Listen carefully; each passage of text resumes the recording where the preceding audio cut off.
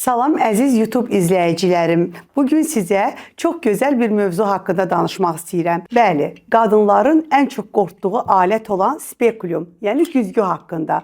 Biz ginekoloqların dostu, qadınların isə kabusu olan güzgü bir çox xəstəliklərin vaxtında diaqnostikası üçün bizim üçün çox önəmlidir. Əsasən də vaginal toxumanın uşaqlıq boyunda baş verən proseslərini biz yalnız bu güzgü, yəni bu pəncərədən baxaraq bu güzgü müayinəsi ilə diaqnozunu aparırıq. Ağrısız ginekoloji müayinə üçün nələrə diqqət eləməliyik? Əlbəttə ki, bir neçə sizə sir verəcəm. Ginekoloji müayinədən öncə sidik kisənizi tam boşaldın. Müayinə əsnasında həkimimiz sizə uyğun bir spekulum seçəcəkdir. Çünki bunun da ölçüləri var. Həmçinin müayinə zamanı biz bu güzgülərə yağ və yaxud da ki, geldən istifadə edərək müayinəni daha ağrısız aparmağa çalışırıq. Müayinə zamanı güzgünü araladıqca nəfəs alma texnikləri də edərsə, yəni dərindən bir nəfəs alırsa, tamamilə müayinənin ağrısız keçməyinə şərait yaradacaqdır.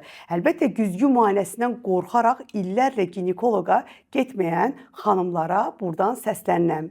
Güzgü müayinəsi çox önəmlidir. Bu pəncərədən baxaraq biz bir neçə xəstəliklərin diaqnozunu qoyuruq. Əsasən də qadınlar üçün ölümcül olan uşaqlıq boyunun xərçəngini, uşaqlıq boyunun xərçəngünü vəziyyətini və yaxud da fon xəstəliklərini qiymətləndirməyimiz üçün güzgü müayinəsi olmazsa olmazımızdır. Əziz xanımlar, bu sadaladıqlarımı əgər edərsinizsə, o zaman sizin ginekoloji müayinəniz çox rahatlıqla keçər. Əziz xanımlar, əgər sadaladığım bu şərtlər altında siz ginekoloji kontrola və ya da ginekoloji müayinənizi edərsinizsə, o zaman heç bir ağrı olmayacaq.